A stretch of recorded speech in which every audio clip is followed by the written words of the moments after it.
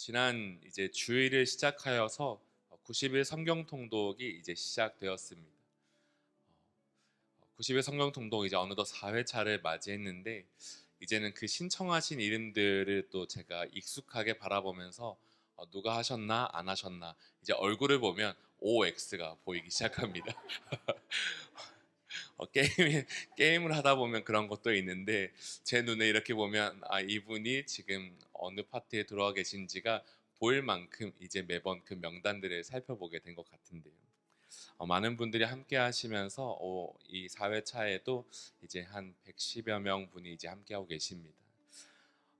많은 분들이 함께 해주시는데 그런데 정말 중요한 것은 다른 것보다 함께 말씀을 읽으면서 하나님을 간절히 만나기를 소망하고 있습니다. 익숙한 말씀일 수도 있고요. 또 이제 생소한 말씀일 수도 있고요. 또 때로는 여유롭게 읽는 그 말씀일 수도 있고 또 때로는 너무나 분주하고 바쁘게 귀로만 들으며 지나가며 꾸역꾸역 해내어가는 그 통독일 수도 있겠지만 그럼에도 불구하고 그 자리에 함께 하시는 모든 성도분들을 진심으로 축복합니다. 그리고 신약 통독은 올해 이번에는 하루에 3장씩 읽으니까요.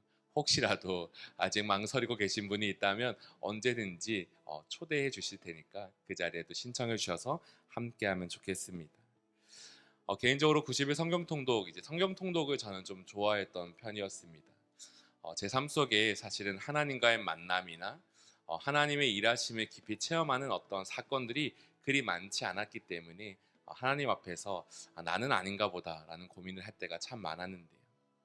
그런데 맨 첫 시작은 제가 이제 어렸을 때 청소년부 친구 따라 교회 다니면서 그때에 우연히 보던 하나의 말씀 구절에서 하나님이 이런 분이시라면 하나님이 내 곁에 계시면 좋겠다 이렇게 시작했던 이야기가 있었고요. 또 그러면서 이제는 예수님의 이야기나 또 이제 성경의 이야기를 쭉 역사적으로 쭉 펼쳐서 읽어가면서 매일매일 꾸준히 읽어가고 쌓여가던 그 시점 속에서 그런데 하나님이 이런 분이셨구나라고 발견하는 것들이 있더라고요. 그래서 성경은 참 놀랍고 신비로운 것 같습니다. 괜히 하나님이 우리에게 주신 은혜의 방편이라 말하는 것이 아닌 것 같습니다. 날마다 우리에게 은혜 더하실 그 하나님을 함께 기대하는데요. 특별히 4회차에도 다시금 결단하며 또 함께 기도하고 있습니다. 하나님 아버지, 우리 이 시간을 통하여서 성도분들이 그 말씀을 읽을 때에 하나님께 가까이 나올 수 있도록 은혜 더하여 주시옵소서. 그리고 그 말씀을 읽으면서 하나님을 정말 친밀히 누리는 시간 되게 하여 주시옵소서. 그 은혜가 다시금 우리 모두에게 함께 있기를 소망합니다. 90일 성경 통독의 이야기를 꺼낸 이유는 그 안에 한 사람의 이야기가 또 있기 때문인데요. 오늘은 저희가 이제 예수님을 만난 사람 사도 요한이라는 이야기를 좀 나누려 합니다. 예수님의 제자 중 한 사람인데요. 그 요한에 대해서 혹시 잘 알고 계십니까? 우리가 잘 아는 인물들을 떠올리다 보면 이제 먼저는 뭐 베드로나 그런 인물이 떠오를 수 있는데요. 성경의 베드로의 이야기를 찾아보다 보면 정말 많은 이야기, 에피소드가 있는 것 같습니다. 그래서 일전에 저도 그 베드로의 삶을 묵상하면서 베드로의 그 다채로운 이야기를 보며 마치 신약에 나타나는 저는 야곱처럼 느껴지기도 했고 또 신약에 나타나는 특별한 인물이라고 느껴졌는데요. 그런데 그 시기를 지나고 이제 또 여러 인물들을 보던 중에 이 요한이라는 인물을 보는데 이 요한은 좀 특징이 있는 것 같습니다. 어떤 특징이냐면 그의 이야기는 별로 없는 거예요. 베드로는 물에 뛰어들기도 하고 베드로는 부인하기도 하고 베드로는 또 이제 귀를 자르기도 하고 여러 가지 사건 사고 속에 늘 함께 하고 있지만 이 사도 요한이라는 인물을 이제 두고서 어떠한 사건이 벌어지거나 또는 그 사도 요한이 함께 하면서 있는 이야기들은 많지 않았던 것 같습니다. 그러면 이 사도 요한은 주된 인물이 아닌가? 그렇지 않죠. 이 요한의 이야기를 그런데 살펴보다 보면 항상 예수님과 늘 동행하던 사람 중에 한 명이었고 또 그 중에서도 이 세 사람, 네 사람 예수님과 특별히 동행하던 이야기에도 이 요한이 함께하는 것을 봅니다. 또 이후에는 이 요한이 이제 사도행전에 베드로와 단짝처럼 지내며 하나님을 증거하기도 하고 또 그 이후에는 특별하게 그는 순교하지 않고 끝까지 남아서 하나님의 말씀과 그 복음들을 증거하던 삶의 현장이 있기도 하였죠. 그런 그가 오늘 우리에게 하나의 글을 좀 전해주는데요. 그 말씀 구절 하나를 좀 같이 읽으려 합니다. 우리 요한복음 20장 30절 31절 다시 한번 함께 같이 읽어보면 좋겠습니다. 함께 읽겠습니다. 시작. 예수께서 제자들 앞에서 이 책에 기록되지 아니한 다른 표적도 많이 행하셨으나 오직 오직 이것을 이것을 기록함은 너희로 예수께서 하나님의 아들 그리스도이심을 믿게 하려 함이요 또 너희로 믿고 그 이름을 힘입어 생명을 얻게 하려 함이니라. 아멘. 예수님을 만난 사람이라는 이 제목과 함께 그 중에서도 요한이라는 인물을 좀 제가 묵상하게 되었는데요. 그 요한에게 나타날 만한 특별한 이야기 하나가 있다면 저는 그것이 이 30절 31절의 말씀에 좀 담겨 있다라고 생각이 되었습니다. 사실 오늘 우리가 함께 읽은 이 본문은요, 요한복음의 결론이라고도 할 수 있습니다. 사도 요한은 그의 책 끝에 그 책을 기록한 목적을 서술하며 이렇게 말합니다. 다른 것은 아니고 이 책을 기록한 이유는 너희로 하여금 예수께서 하나님의 아들 그리스도이심을 믿게 하려 함이요 또 너희로 믿고 그 이름을 힘입어 생명을 얻게 하려 함이니라 라는 것이죠. 다시 말하면 요한은 이 책을 두 가지의 목적으로 기록하였는데 그 목적을 생각하다 보면 이 요한은 예수님이 그와 같은 존재임을 깨닫고 믿음으로 고백한 사람이었음을 알게 됩니다. 사실은 예수님의 이야기가 기록된 책은 참 많습니다. 그리고 그 이야기는 마태복음, 마가복음, 누가복음, 요한복음에 있기도 한데요. 그런데 그 중에서도 골라보면 예수님을 직접 만나고 그 예수님과 동행하며 예수님의 이야기를 썼던 사람은 마태와 요한 두 사람뿐입니다. 그런데 그 중에서도 이 요한은 이 요한복음의 기록을 잘 보다 보면 어떠한 이야기가 담겨 있습니까? 마태, 마가, 누가는 좀 공통적인 사건 사고들이 막 담겨 있는데 요한은 조금 특별한 것이죠.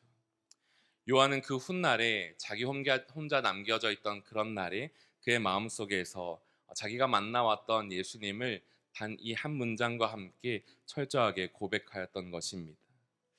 요한이 말하고 싶었던 그것은 무엇이냐면 단순히 그냥 예수님은 하나님의 아들이십니다. 그리고 예수님은 그리스도이십니다. 다시 말해서 예수님은 우리를 위해 이 땅에 오신 구원자이십니다. 이것을 전하는 것이 아니라요. 자기의 삶 속에 매일의 삶 속에 특별히 경험하고 만나고 고백되어진 그 이야기를 담고 담아보니 예수님이 정말 하나님의 아들이시구나라는 것을 깨닫게 된 것이죠. 그리고 그 고백들을 나누고 있는 것입니다. 말씀을 이야기를 이제 요한복음은 총 20장, 21장의 내용으로 담겨 있는데요. 이 이야기를 한 장 한 장 좀 같이 펼쳐보면 좋겠다 생각이 들었습니다. 요한복음 1장부터는 여러 가지 사건들이 등장합니다. 제가 좀 요약해 봤는데요. 먼저는 예수님이 등장하시고 예수님과 세례 요한이 함께하는 장면들, 그리고 또 들어가면 예수님과 가나의 혼인잔치 속에서 그곳에서 물이 포도주로 변하는 사건, 또 지나가면 이제 밤에 몰래 온 손님이 찾아오는 일이 있죠. 니고데모라 하는 사람인데 그 니고데모가 이 예수님께 나와서 질문하고 또 그러면서 예수님을 만나는 장면들이 등장합니다. 또 그 밖에는 사마리아로 돌아가셔서 한 여인을 만나시고요. 그 여인과 만남을 통해 그 여인에게 무엇을 베풀죠? 진정한 구원이 무엇인지를 전해주는 것을 보게 됩니다. 또 그 밖에도 왕의 신하를 고치거나 또 38년 된 병자를 고치거나 또 우리가 잘 알고 있는 오병이어 사건들을 일으키시며 하나님의 이야기를 보이시는 것을 보게 됩니다. 여러분들은 이 이야기를 보시면서 좀 어떠한 것들을 느끼시나요? 요한은 내가 만난 예수님을 나의 이야기로서 전할 수도 있었지만 요한은 자기의 삶 속에서 그냥 자연스레 존재했던 매일의 삶에 있었던 예수님의 이야기를 증거하기에 최선을 다하게 되더라고요. 자기가 경험한 그대로 눈에 보았던 것 그대로 그 이야기를 전하고 증거하면서 그 삶 속에 이 예수님이 결국은 누구이신지를 날마다 말하는 것을 바라봅니다. 그러다 보니 이제 제 안에 이런 질문이 찾아오더라고요. 예수님을 만난 사람 사도 요한. 그런데 우리 나의 삶은 나도 그와 같은 삶이 되는가라는 것이죠. 매일마다 교회를 나오고 매일마다 예배를 드리며 하나님 앞에 서 있는데 그런 내 삶에는 이 요한의 고백과 같은 말이 내 입술을 통해 나올 수 있을까 생각이 들었습니다. 예수님을 매일마다 만나고 동행하면서 그의 삶 속에는 하나의 정금과 같은 고백 하나가 남겨졌는데 그 고백이 오늘 우리가 함께 읽었던 그 말씀이었습니다.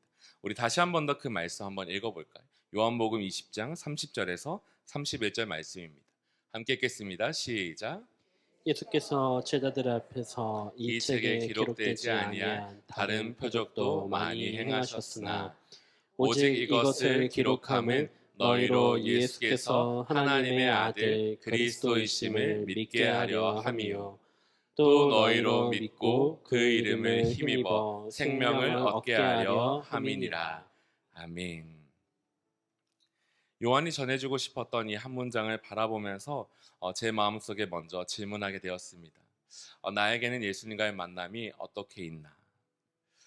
앞서 소개해드렸던 대로 제 삶에는 예수님과의 만남이 막 다채롭지는 못했던 것 같습니다.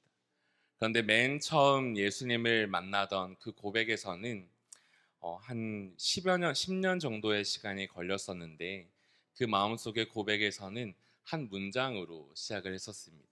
그것은 무엇이냐면 이제 요한복음에 기록된 말씀인데요.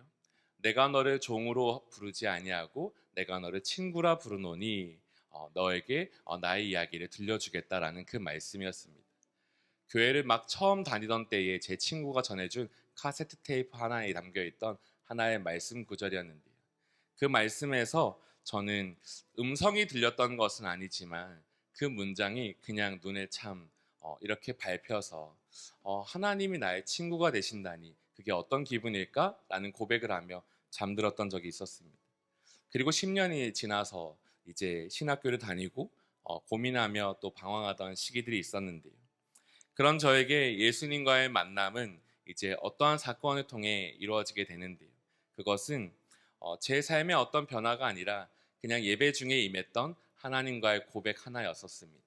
그것은 무엇이냐면 제가 즐겨 부르던 찬양은 아니었지만 찬송가 540장의 이 가사 한 줄이었습니다. 주의 음성을 내가 들으니 사랑한단 말일세 믿는 마음으로 주께 가오니 나를 영접하소서.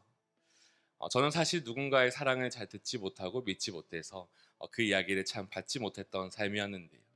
그날 그 예배 자리에서 제게 주셨던 하나님의 임재는 내가 너를 사랑한다, 내가 너와 함께한다라는 말씀이셨습니다. 근데 그 말씀이 정말 제 마음에 이렇게 쫙 들어오더라고요.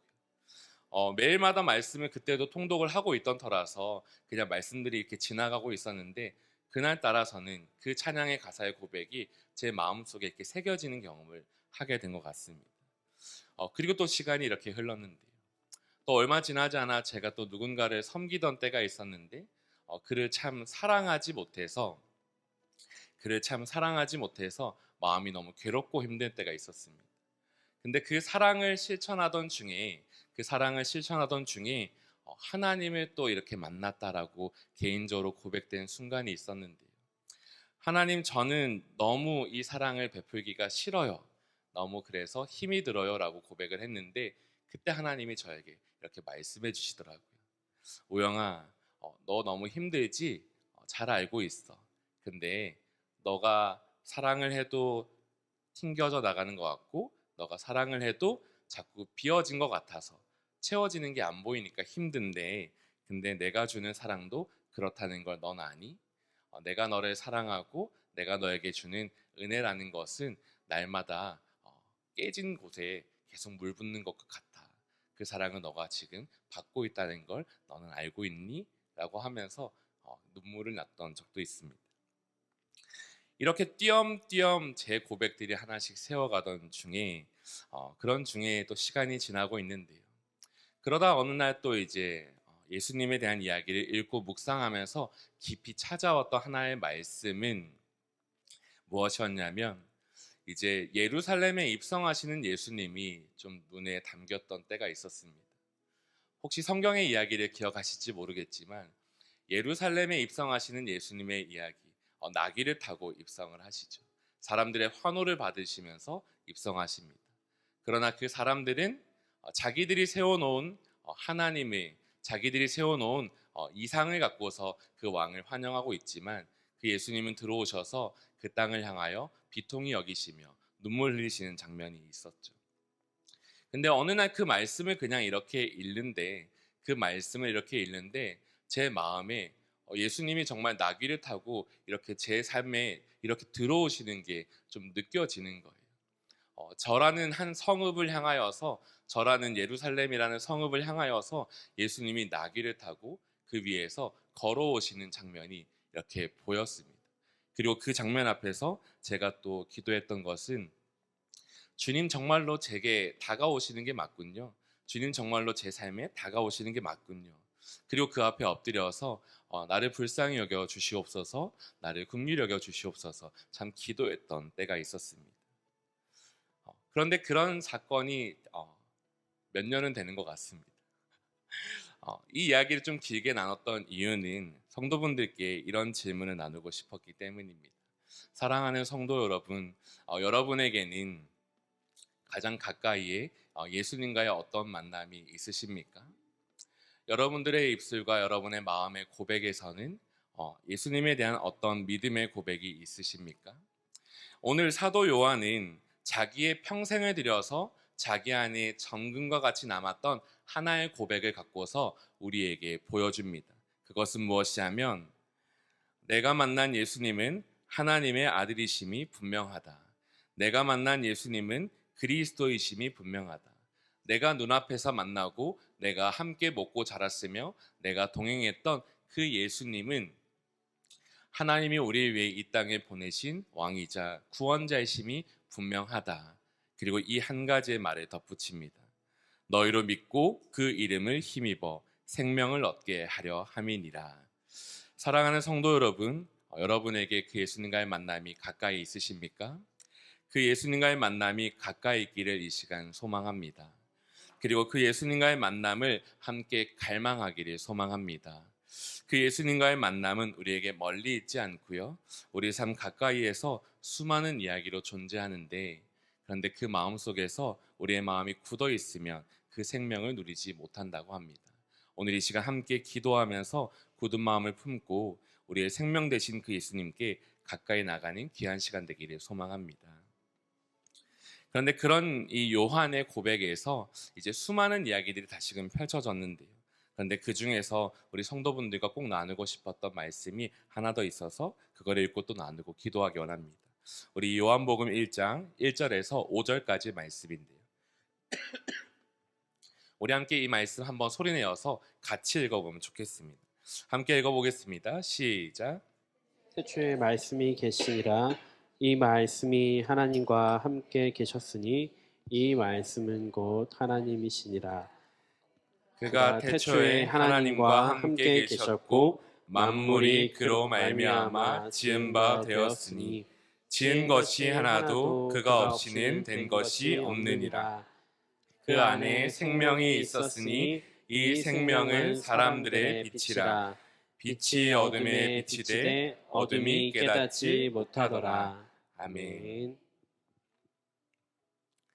요한복음에 등장하는 이 요한의 고백을 보면 여러 가지 예수님의 이야기 일대기들이 등장합니다. 그 속에는 예수님이 행하시는 기적도 있고 또 그 속에는 예수님이 전하셨던 말씀도 있습니다. 그 말씀 중에는 예수님께서 스스로 고백하셨던 문장들도 이렇게 있죠. 나는 생명의 떡이다. 나는 세상의 빛이다. 나는 양의 문이다. 나는 선한 목자다. 나는 부활이요 생명이다. 그리고 나는 길이요 진리요 생명이다. 나는 참 포도나무다.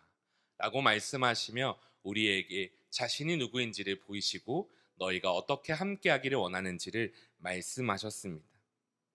그런데 이것을 엄격히 바라보면 예수님의 그 말씀을 그대로 옮겨오는 요한의 고백이라 할 수도 있습니다. 그런데 그런 요한의 고백들 속에서 요한의 반응들 속에서 저는 요한 스스로의 고백이 또 어디에 있을까라는 조금 생각을 해보았는데, 그러다 보니 이 요한복음 1장 1절에서 5절까지의 말씀이 생각이 들었습니다. 사실은 요한복음 1장 1절에서 18절까지의 말씀이 그 내용들을 좀 담고 있는데, 그 중에서 요한이 보여주는 고백이 뭔지를 좀 함께 나누려 합니다. 먼저 1장 1절입니다. 태초에 말씀이 계시니라.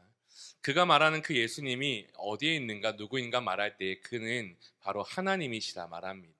이 말씀이 하나님과 함께 계셨으니 이 말씀은 곧 하나님이시라.